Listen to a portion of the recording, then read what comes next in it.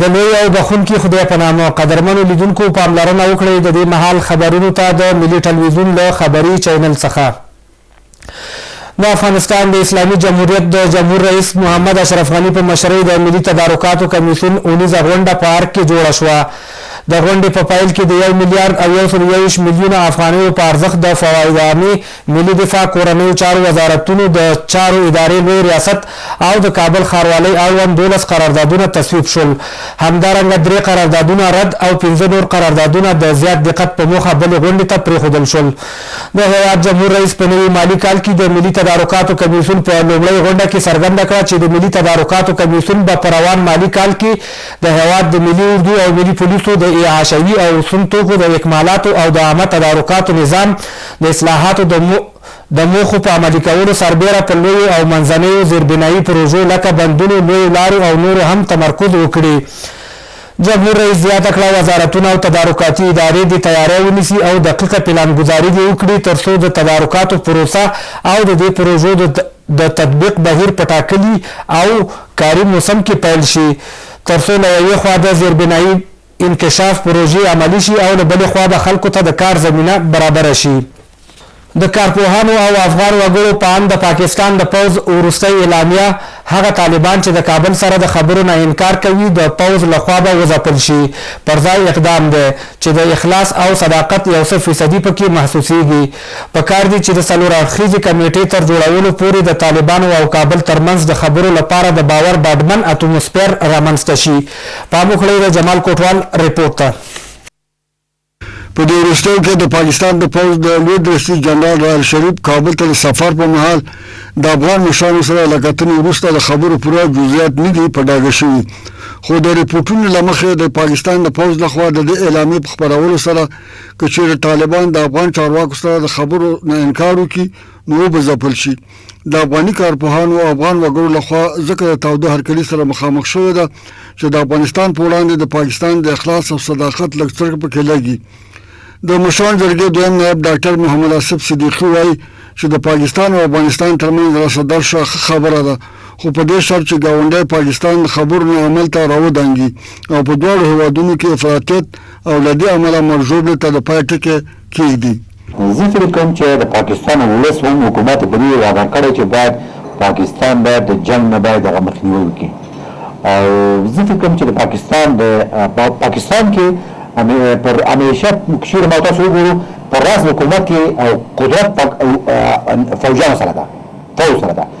نو د دوی دغه راتګ افغانستان د څو ځلې موږ لپاره دا امیدواري ایستل چې همیشه چې دوی کوم شی چې په صلح په رابطه خبرې کوي چې په ورق لیکل، زه فکر کوم چې دا ځل به دوی د ورق په سم کې دوی د عملي بڼه به ولري د صلح په رابطه.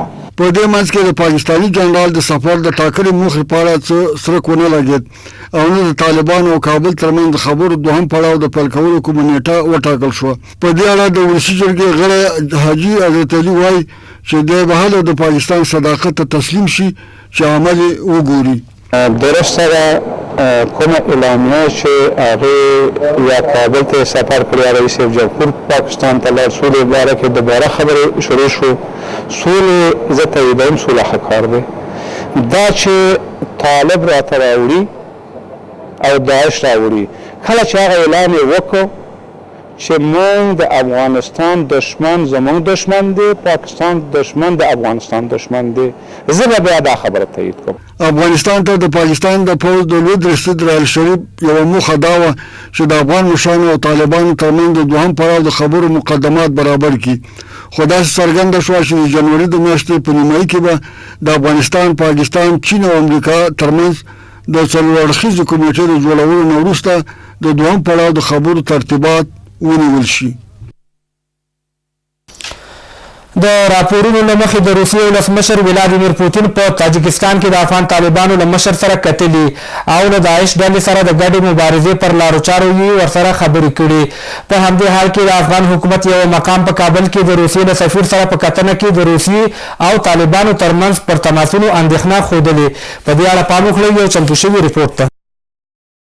د برتانیا چاپ سنډي ټایمز خپرونه د طالبانو د یو جګپوړي مقام له قوله راپور ورکوي چې وایي ولسمشر ولادیمیر پوتین په 13 سپټمبر میاشت کې د طالبانو له مشر ملا اختر محمد منصور سره په پټه کتلي. راپور د دې مقام له قوله چې نوم یې نه دی یاد شوی زیاتوي چې په دې کتنه کې له طالبانو څخه د روسیې د ملاتړ په اړه خبرې وشوې، خو طالبانو له دې وړاندې دا ډول ټول راپورونه رد کړي دي. په همدې حال کې د افغانستان د استخباراتو یو مقام د طالب مشرانو او روسي چارواکو ترمنځ د کتنې راپورونه تاییدوي. د مقام چې د موضوع د حساسیت له کبله نه غواړي هویت یې افشا شي، د کشفي معلوماتو په حواله رسنیو ته ویلي د کوټې د شورا یو غړي چې په غالب ګمان ملا اختر محمد منصور به وي د روسیې له یو مهم چارواکي سره کتلي دي، خو دا مقام زیاتوي دوی ته څرګنده نه ده چې دا روسیه مقام به دقیقا څوک و. طالبانو او کرملین دواړو د پوتین او ملا اختر محمد منصور د کتنې ادعا رد کړې. طالبانو په یو بیان کې ویلي چې د داعش ډلې پر ضد د مبارزې لپاره د چا مرستې ته اړتیا نه لري او له هیچا سره د دې موضوع په اړه خبرې نه دي کړي. په کابل کې د روسیې سفیر وړمه ورځ د بهرنیو چارو وزارت له سیاسي مرستیال حکمت خلیل کرزي سره په کتنه کې تایید کړه چې روسیه د داعش ډلې پر ضد په مبارزه کې د همغږۍ لپاره له طالبانو سره اړیکو ته لیوالتیا لري. خو د بهرنیو چارو وزارت د ماتیس کې له قوله لیکلي چې روسیه د افغانستان جګړې ته د یوې سیاسي حل لارې د موندلو په مقصد له طالبانو سره تماسونه نیولي، خو د کرملین یو ویان سنډي ټایمز ته ویلي چې دا خبرې بې بنسټه دي. د سنډي ټایمز راپور زیاتوي چې د طالبانو د ډلې مشر ملا اختر محمد منصور او د روسیې ولسمشر ولادیمیر پوتین په سپټمبر میاشت کې د تاجکستان په یو پوځي اډه کې سره کتلي دي. د لغمان په ولایت کې پر افغانستان د شوروي سره د ښکېلاک د یرغل ورځ وغندل شوه. زین الدین حقیار له لغمان ولایت څخه ریپورټ راکوي.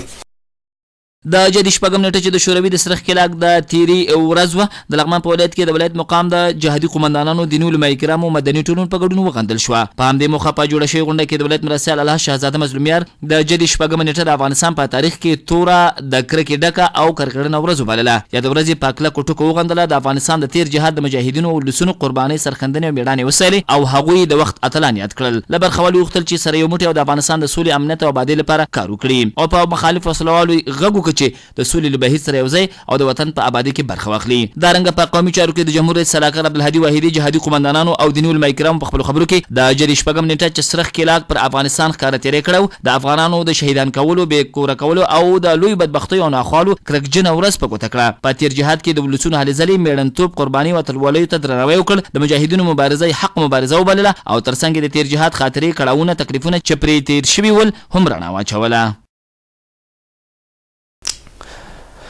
په کندهار کې د معتادینو د درملنې له روغتیايي مرکز څخه 80 تنه په نشه روږدي کسان تر بشپړې درملنې وروسته خپلو کورونو ته ستانه شول.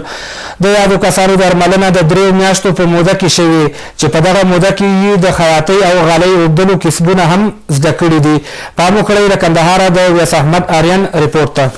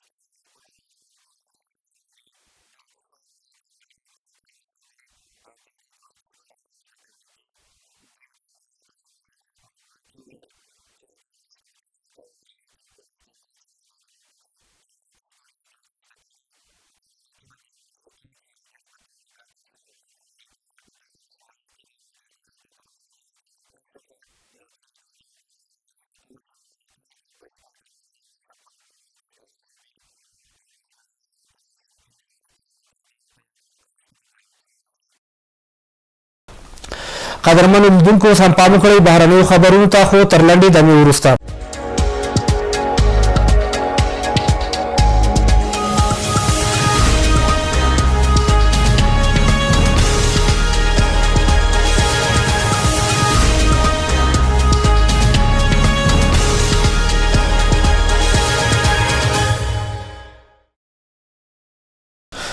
د عراق په رمادي ښار کې حکومتي ځواکونو له داعش وسلوالې ډلې څخه حکومتي ودانۍ نیولې.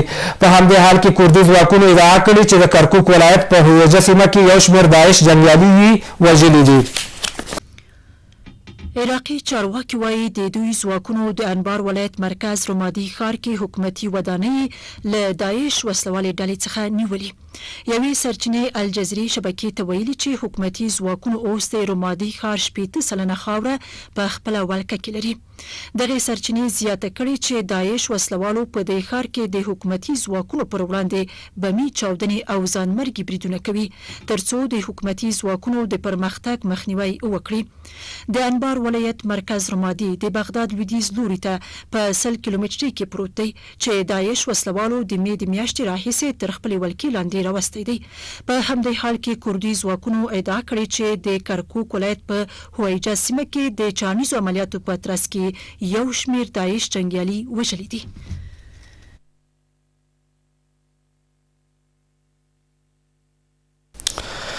د ترکیې ولسمشر رجب طیب اردوغان د یوې ټلویزیوني وینا په ترڅ کې ایران په سوریه کې پر لاسوهنه او فرقه پالنې تورن کړ. اردوغان په داسې وخت کې دا خبرې کړي چې له دې وړاندې د ایران ولسمشر ترکیه د سوریې د کورنۍ جګړې پر دوام تورنه کړې وه. وروسته له هغې چې د ایران ولسمشر حسن روحاني په تهران کې د اسلامي هیوادونو د یووالي نړیوالې غونډې پر مهال ترکیه د سوریې د کورنۍ جګړې پر دوام تورنه کړه، د ترکیې ولسمشر رجب طیب اردوغان د دې تورونو په ځواب کې ایران یې په سوریه کې پر لاسوهنه او فرقه پالنې تورنه کړه. رجب طیب اردوغان په یوې ټلویزیوني وینا کې ویلي که ایران د فرقه پالنې له امله د بشار الاسد تر شا نه وي ولاړ، کیدای شي نن به موږ د سوریې په اړه خبرې نه کولې او په دې هیواد کې به جګړه رامنځته شوې نه وای. په دې وروستیو اونیو کې د ایران او ترکیې ترمنځ اړیکې یو ځل بیا خرابې شوې دي. دواړه هیوادونه د سوریې د کورنۍ جګړې په اړه بیلابیل نظرونه لري. ایران په سوریه کې د حکومت ضد یاغیانو پر وړاندې د نوموړي هیواد د ولسمشر بشار الاسد پوځي او اقتصادي ملاتړ کوي، خو ترکیه بیا د سوریې شخړې له پیل راهیسې د بشار الاسد د لرې کېدو غوښتنه کوي. او وروستی خبر په امریکا کې د روانې اونۍ کرسمس مراسمو په مهال د سختو طوفانونو او بربوکیو له امله د مړو شمېر 43 کسانو ته ورسید. چارواکي وایي په میسوري او نیو مکسیکو کې د سختې خرابې هوا له امله بیړنی حالت اعلان شوی دی. د امریکا په سویلي او شمال لویدیځو سیمو کې د کرسمس مراسمو د لمانځلو پر مهال د سختو طوفانونو او بربخکیو له امله د مړو شمېر 43 کسانو ته رسیدلی دی. د نیو مکسیکو والي د سختې خرابې هوا له کبله په ټول ایالت کې بیړنی حالت اعلان کړی دی. امریکایي چارواکو ویلي چې د دې طوفانونو له کبله په میسوري او الینوس ایالتونو کې 14 کسانو خپل ژوند له لاسه ورکړی دی. د میسوري ایالت والي رسنیو ته ویلي چې د ژغورنې ډلې د سیمې اوسیدونکي خوندي ځایونو ته لیږدولي دي. نوموړي زیاته کړې چې د خرابې هوا له امله د دې ایالت عامه واټونه د ترافیکو پر مخ تړل شوي دي.